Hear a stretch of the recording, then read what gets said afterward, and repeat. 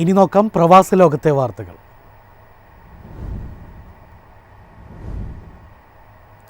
Marketing, sales തൊഴിൽ മേഖലകളിൽ സ്വദേശീവൽക്കരണ നിരക്ക് 60% ഉയർത്തി സൗദി അറേബ്യ. മാനവ വിഭവശേഷി സാമൂഹിക വികസന മന്ത്രാലയത്തിൻ്റെ പുതിയ ഉത്തരവ് ജനുവരി 19 തിങ്കളാഴ്ച മുതൽ രാജ്യത്ത് നിലവിൽ വന്നു. 300-ലധികം ജീവനക്കാരുള്ള എല്ലാ സ്വകാര്യ സ്ഥാപനങ്ങൾക്കും ഈ നിയമം ബാധകമാണ്.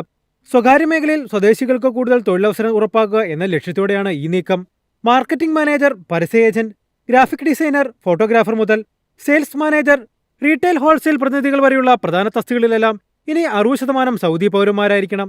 കൂടാതെ മാർക്കറ്റിംഗ് തസ്തികകളിൽ ജോലി ചെയ്യുന്ന സ്വദേശികൾക്ക് കുറഞ്ഞത് 5500 റിയാൽ ശമ്പളം ഉറപ്പാക്കണമെന്നും മന്ത്രാലയം കർശന നിർദ്ദേശം നൽകിയിട്ടുണ്ട്. IT, കമ്മ്യൂണിക്കേഷൻ, സെയിൽസ് സ്പെഷ്യലിസ്റ്റ് തുടങ്ങിയ വിഭാഗങ്ങളിലും പുതിയ നിയമനത്തിന്റെ പരിധി വരും. നിയമം ലംഘിക്കുന്ന സ്ഥാപനങ്ങൾക്കെതിരെ കടുത്ത നടപടികൾ സ്വീകരിക്കുമെന്ന് മന്ത്രാലയം മുന്നറിയിപ്പ് നൽകിയിട്ടുണ്ട്. പിഴകൾ ഒഴിവാക്കുന്നതിനായി അനുവദിച്ചിട്ടുള്ള ഗ്രേസ് പീരീഡിൽ തന്നെ നിശ്ചിത ശതമാനം സ്വദേശികളെ നിയമിക്കാൻ സ്ഥാപനങ്ങൾ ശ്രദ്ധിക്കണം. ഗൾഫ് മേഖലയിലെ തൊഴിൽ വിപണിയിൽ വലിയ മാറ്റങ്ങളുണ്ടാകുന്ന ഈ തീരുമാനം ആയിരക്കണക്കിന് പ്രവാസി ജീവനക്കാരെ ബാധിക്കുമെന്നാണ് കരുതപ്പെടുന്നത്. News desk, MyFin TV. ദുബായിൽ നിന്നും കേരളത്തിലേക്കുള്ള എയർ ഇന്ത്യയുടെ ഏക സർവീസ് നിർത്തലാക്കാൻ നീക്കം. നിലവിൽ കൊച്ചി ദുബായ് റൂട്ടിൽ സർവീസ് നടത്തുന്ന വിമാനം മാർച്ച് 20 നിർത്തലാക്കാനാണ് ആലോചിക്കുന്നത്. ഇതിനു പകരമായി എയർ ഇന്ത്യ എക്സ്പ്രസ് സർവീസ് നടപ്പാക്കിയേക്കും. എയർ ഇന്ത്യ പിൻവാങ്ങുന്നതോടെ യാത്രക്കാർക്ക് ലഭിച്ചിരുന്ന സൗജന്യ ഭക്ഷണം, അധിക ബാഗേജ് സൗകര്യം എന്നിവ ഇല്ലാതാകും. എയർ ഇന്ത്യയിലെ പ്രീമിയം ക്യാബിൻ, ലോഞ്ച് സൗകര്യങ്ങൾ ഉപയോഗിച്ചിരുന്ന യാത്രക്കാരെയും ഈ തീരുമാനം പ്രതികൂലമായി ബാധിക്കും.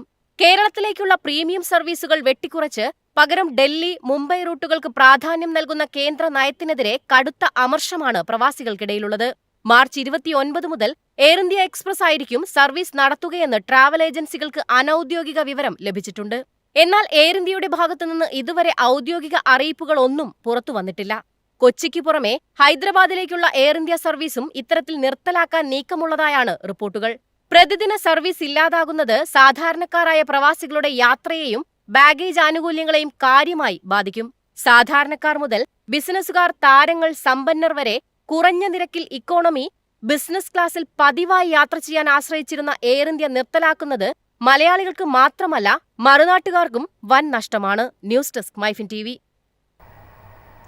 ഇന്ത്യയും സൗദി അറേബ്യയും തമ്മിലുള്ള വ്യോമബന്ധം കൂടുതൽ വിപുലമാക്കുന്നതിൻ്റെ ഭാഗമായി സൗദി എയർലൈൻസും എയർ ഇന്ത്യയും തമ്മിൽ കോഡ് ഷെയർ കരാറിൽ ഒപ്പുവെച്ചു. ഫെബ്രുവരി മുതൽ പ്രാബല്യത്തിൽ വരുന്ന കരാർ ഇരു രാജ്യങ്ങൾക്കുമിടയിലുള്ള വിനോദസഞ്ചാരം, ബിസിനസ് യാത്രക്കാർക്ക് വലിയ ആശ്വാസമാകും. ഇന്ത്യ സൗദി പങ്കാളിത്തത്തിലൂടെ യാത്രക്കാർക്ക് വിമാനയാത്ര കൂടുതൽ ലളിതമാക്കുന്ന നിരവധി സൗകര്യങ്ങൾ ലഭിക്കും. 2 വിമാന കമ്പനികളുടെയും സേവനം ഉപയോഗപ്പെടുത്താൻ ഒരു ടിക്കറ്റ് മാത്രം എടുത്താൽ മതി. വിമാനങ്ങളുടെ സമയക്രമം പരസ്പരം സഹകരിച്ച് ക്രമീകരിക്കുന്നതിനാൽ കാത്തിരിപ്പ് സമയം കുറയും.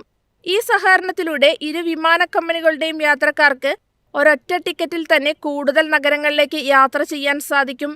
പുറപ്പെടുന്ന വിമാനത്താവളത്തിൽ നൽകുന്ന ബാഗേജ് ഇടയ്ക്ക് മാറ്റേണ്ടതില്ലാതെ നേരിട്ട് അവസാന ലക്ഷ്യസ്ഥാനത്തെത്തും.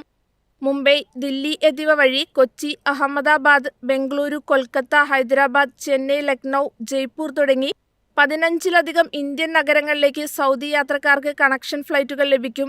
ജിദ്ദയിലോ റിയാദിലോ എത്തുന്ന എയർ ഇന്ത്യ യാത്രക്കാർക്ക് അവിടെ നിന്ന് Dammam, Abha, Qasim, Jizan, Medina തുടങ്ങിയ നഗരങ്ങളിലേക്ക് സൗദി എയർലൈൻസ് വഴി തുടർയാത്ര ചെയ്യാം. ജിദ്ദയിലിറങ്ങി റിയാദിൽ നിന്ന് മടങ്ങാനുള്ള സൗകര്യവും ഇതിലൂടെ ലഭിക്കും. News desk, MyFin TV.